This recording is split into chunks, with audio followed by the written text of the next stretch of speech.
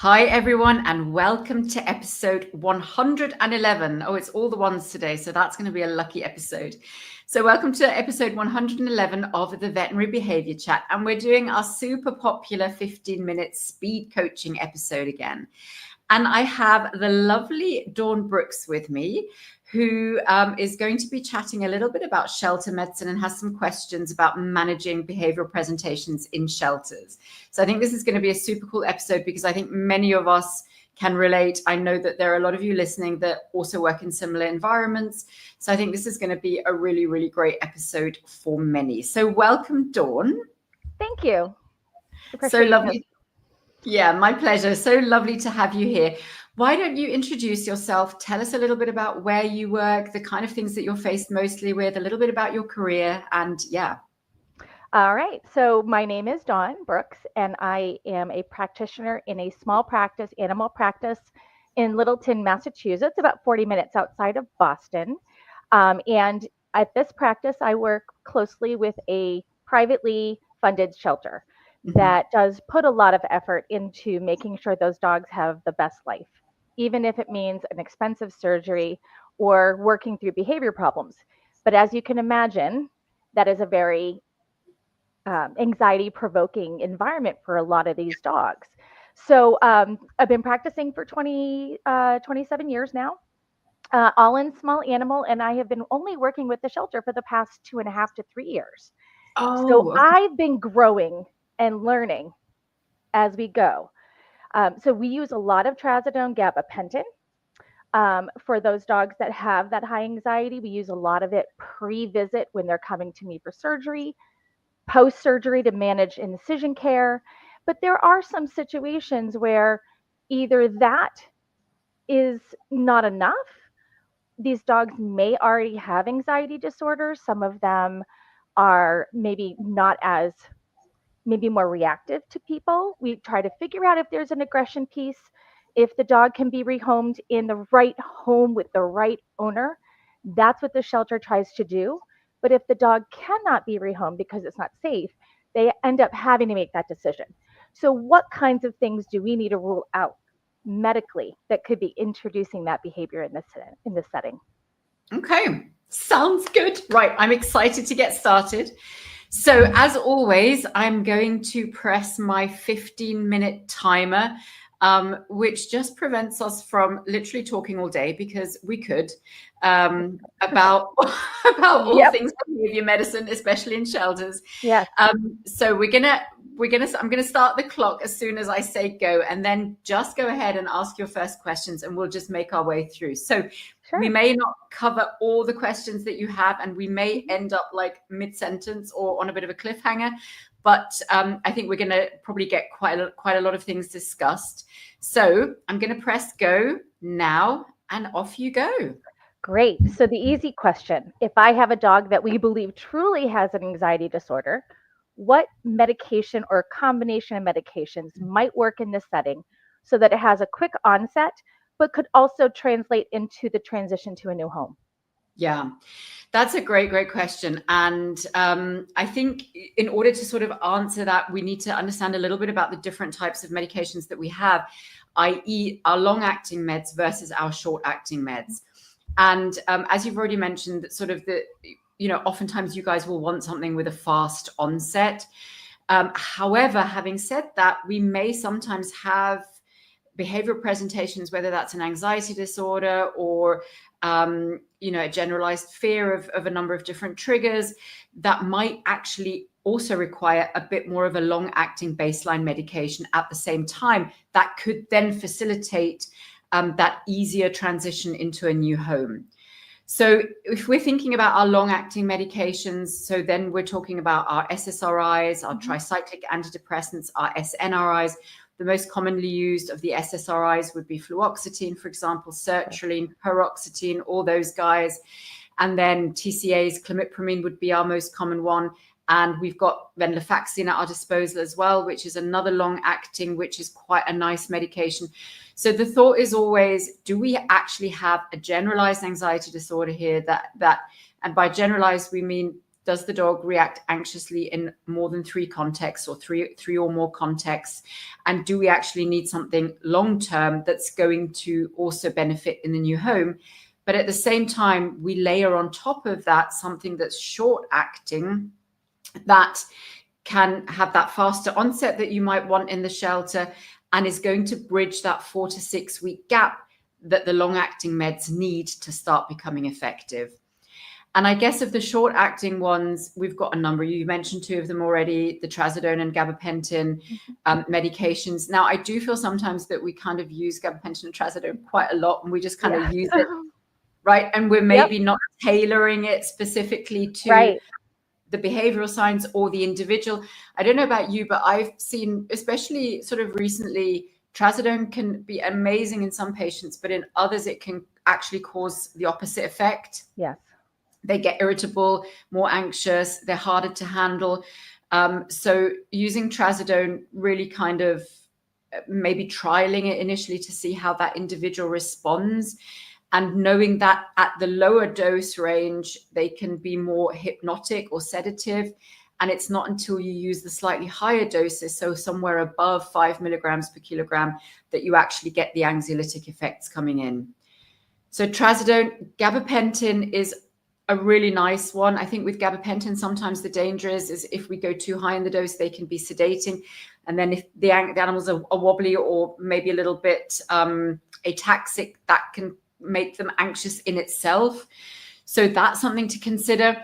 And so one medication that I'm using a lot is clonidine for hyperarousal in particular. So those dogs that are hypervigilant, hyperaroused, that are impulsive, that are kind of, especially in that environment, clonidine might be a nice either add-on to either gabapentin or trazodone, or as an alternative to those. And if we look at the combination of gabapentin, trazodone, and clonidine, each 3 of those targets a different neurotransmitter, so they are safe to combine. Okay, great. We also have benzodiazepines, fast onset, short acting. However, they can be a little bit more tricky, right? In those cases where we don't exactly know whether the animal has a propensity maybe to show aggression, that can disinhibit behavior and cause aggression. In some, it causes that paradoxical hyperexcitement, which can be a little bit challenging. So we have to be careful with the benzos, I think, in that setting where maybe we don't have a controlled environment and maybe not a lot of history. But yeah, those are all your different combination options. And then you always want to kind of tailor it to the behavioral signs that you see. Okay, wonderful. So the other most common thing that I see are dogs that maybe they are more hypervigilant or hyperexcitable, but they show aggressive tendencies. So in this instance, if I have a dog that we've tried trazodone, gabapentin, we've tried adding on fluoxetine, this dog's been in the shelter for months, we're trying to figure out if this dog has a future that can be safe in a home, or do we ultimately have to make that decision that we can't place it anywhere and make that decision to let the dog go? Yeah. So in that instance, is there, in addition, with the clonidine, it sounds like that's a great option. But with the trazodone, do I have to worry about layering that with the fluoxetine or laying it with another serotonin reuptake inhibitor type of combination? Yeah, great question. And a question that comes up a lot is, how big is the risk of serotonin syndrome when you're combining different serotonergic agents? And I think for a lot of the medications that we use, the risk is relatively low. So if we're thinking of our SSRIs, even our TCAs and our SNRIs, if we were to combine those with trazodone, I would not be so concerned. I would definitely be teaching all the team at the shelter how to look out for signs of serotonin syndrome. So that would be things like increased respiratory rate, maybe if they're able to take a heart rate or a pulse rate, if that goes up, and then typically tremors, muscle fasciculations, either in the face or maybe across the trunk or even the extremities. So that would be early signs to look out for. But it's usually the medications such as a monoamine oxidase inhibitor, so our selegiline, that's usually the one where we worry most about serotonin syndrome, that in combination with another serotonergic medication. And in my experience, that's a medication that isn't that commonly used. Do you guys use selegiline much or not so much? This is a great segue because we do have a dog. She has been in the shelter for coming up to 10 plus months, and she came from a breeding farm from a part of our country where that is a very common business for a lot of family lifestyles. Right. But she has zero personality. She's flat. She doesn't react to people. She's fearful. She shows the fearful behavior, but when we interact with her and touch her, there's no joy. There's nothing.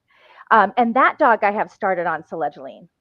Good. And I've had her on, I think I wrote down 30 milligrams once a day. She's maybe an 80-pound golden doodle.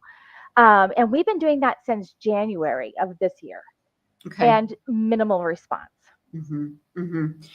So that's an interesting one. And I guess you're using the selegiline for the dopaminergic effects, right? Because Correct. we want to bring out the joy. We want to get some motivation going, get some interaction going. Yes. So great choice. But that makes me then wonder if we haven't seen a huge response to that. Either it's not the right medication for her, and I'd be thinking maybe about something like sertraline, which is an SSRI that also has dopaminergic effects. Or potentially in that dog, I might be looking deeper for, are there any physical health problems that are causing her to be joyless, shut down, not keen to interact, not keen to move? And we know, right, with the golden doodles, they can get even like chronic pain, osteoarthritic issues from a young age. So how old did you say she was? It's questionable, but we're thinking 6, 7. Oh, so that might absolutely be something then. So I'd be wondering about a pain trial for her, maybe. Okay, we can absolutely do that. Yeah, that would probably, so a non-steroidal over at least 6 to 8 weeks, as long as it's safe to do so. Plus minus Librela, depending on how comfortable you are to use that. Oh, very comfortable. Yep. She has no other neurologic signs, so I'm good with that. Great. And gabapentin might be another one there, right? So gabapentin would give us a little bit of anxiolysis, but also that neuropathic pain component is if there is something. I mean, don't start them all at once, go one by one, but yeah. What dose of gabapentin do you like to use specifically for this type of situation? So if she's already on a bunch of other meds, I would probably start low. And if we're treating pain, then so I would probably start somewhere between 5 and 10 mg per kg.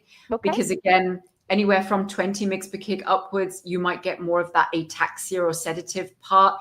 And for a dog that maybe has musculoskeletal pain, being ataxic from a medication might not be that happy. Okay, great. And then we touched a little bit upon medical conditions, right? So this shelter will do a full CBC, a biochem. They run an entire diagnostic thyroid panel to rule out thyroid disease. Their shelter staff is very vigilant. So if we think that they're in pain or we think that there's a neurologic issue, we will get that assessed. Is there other tests or other conditions other than, say, an orthopedic condition, a neurologic condition, thyroid, that we should be considering looking for in these dogs before making a decision to euthanize? Yeah, I would say so. So I probably wouldn't even be so hot on the thyroid side of things. So there's been a number of studies now that actually show that hypothyroidism, which was often thought to be the cause of behavioral concerns, isn't. If the dog truly has hypothyroidism and is showing lethargy because of its hypothyroidism, then yes, that is a change in behavior, but we're not thinking that hypothyroidism is causing aggression or things like that. So that might even be later in my screening panel. The two other big ones that I'd be looking for is any type of skin disease, because we know that itchy skin or uncomfortable skin, atopic dermatitis can be really, really can cause irritability and discomfort. And there are even a couple of studies out there looking at the relationship between atopic dermatitis and anxiety and aggressive behaviors. So skin, and then the other really big one is GI disease. So even if we don't have potentially obvious signs of GI disease, i.e. vomiting, diarrhea, any sort of other signs, dysbiosis, so a dysregulated microbiome in the gut, because of that gut-brain axis, that can oftentimes affect behavior. So, and having a sore tummy and feeling unwell or nauseous can, again, it's the same as with that skin side of things, right? Can really cause irritability, discomfort, and just feeling a bit meh. And I wonder with your golden doodle, I'd maybe be looking to just see, maybe get the team at the shelter to fecal score her or any others that they might be suspicious of. So we use the Purina ProPlan, just Purina fecal score system, and it gives a nice visual, and you can just score, like, are they consistently a 2 or 3, which is where we want them to be, or is there huge fluctuation in their stools? Like, is it like range from like 2 to 5 or 6? And that can be really helpful in just sort of understanding how an animal's gut health really is. That's an excellent idea. But they love to know what to look for. So a fecal score makes it very objective. So exactly. That's fabulous. Yeah. Great idea. Then the other question I have is the dogs that come to us from these breeding farms that do not have any human interaction. They don't even know what it's like to be a dog, to be pet, to be loved. And on that fear anxiety score, they're like a 5. They're trying to get away. They're panicking. Yeah. You touch them and you can see it in their face that they're just there. You can see that they're trying not to explode with panic. And so in those situations, is there a particular drug or combination of drugs you might recommend? So the best anti-panic drug, if it works well, is a benzodiazepine. Okay. If it works well, right? And that's a little bit where it would need to be trialed on that individual. But I have seen dogs that have been exactly how you've just described, that turn into like, hey, a really positive, interactive dog. So that maybe gabapentin, anything that acts on that GABA neurotransmitter system, which is why the benzos are so good. And they're quite fast, right? Because when you have dogs like that, the last thing you want is for them to have repeated episodes of panic like that, because that's going to reinforce the neurocircuitry around that. So I say this with a bit of caution. There are risks that, disinhibition and aggressive behaviors, that paradoxical excitation, you would maybe start on a low dose and, maybe on a shorter acting benzo like alprazolam, for example. And then if you felt that it was a great medication for that animal, it might then just open the window for them to be able to learn that people aren't scary things. Now, there is controversy around that because some people say benzos have amnesic effects, right? So anything that the dog learns whilst on benzodiazepines, it doesn't remember. Although I think we're thinking less that is true probably these days. Goodness, thank you for that, because you were trying to better their life. We don't want to make them foggy. Right. Now, for some of the dogs that I have, you got all of my really important questions. I was trying to think of another one. Isn't it incredible that how quickly 15 minutes go? I can't believe it. I know. And this has been so helpful to us. Thank you. Oh, it's my pleasure. I hope I've been able to give you some pointers and some things to think about. But yeah. Absolutely. Yes. It's such a great job that you do. And, helping these guys out that are that find themselves in these situations is just so wonderful. So yeah, I'm so happy to help. Thank you again. Appreciate you. My pleasure. So just to kind of sum things up, for everybody that's listening, if you enjoyed that, if you would like to book a vet to vet or vet to pet care professional consult with me, I'm going to put the link in the show notes. If you want to apply to be on a 15-minute speed coaching session, I'll put the link to that in the show notes as well. And if you want to dive deeper into veterinary psychopharmacology, I'm going to put the link to my psychoactive course in the show notes as well, which is literally, it's race approved for 8.5 CE credits. It's IABC CE approved.